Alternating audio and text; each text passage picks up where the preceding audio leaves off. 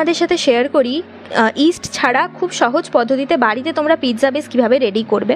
তো আমি নিয়েছিলাম 1.5 বাটি মতো ময়দা একটা পিৎজার জন্য, তার মধ্যে দিয়েছিলাম নুন, একটু সাদা তেল, 1 চামচ চিনি, বেকিং পাউডার, বেকিং সোডা, আর দিয়েছিলাম 4 চামচ টক দই। পরিমাপগুলো তোমরা দেখেই নাও ভিডিওতে। টক দইটা মানে দইটা যত বেশি টক হবে ততই বেশি ডোটা সুন্দর করে মাখা হবে।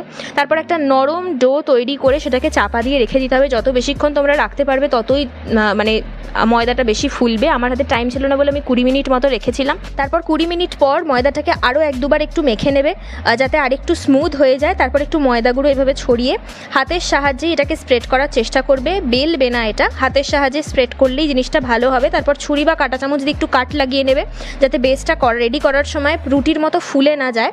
দেন একটু তাওয়াতে একটু অয়েল ব্রাশ করে নেবে, নিয়ে 10-12 মিনিট মতো একটু 2 পিঠ সেঁকে আমাদের রেডি হয়ে যাবে ঘরোয়া পদ্ধতিতে পিৎজা বেস। আর পিৎজা রেসিপিটা আসছে নেক্সট ব্লগে। তখন চ্যানেলটা সাবস্ক্রাইব করে নিও।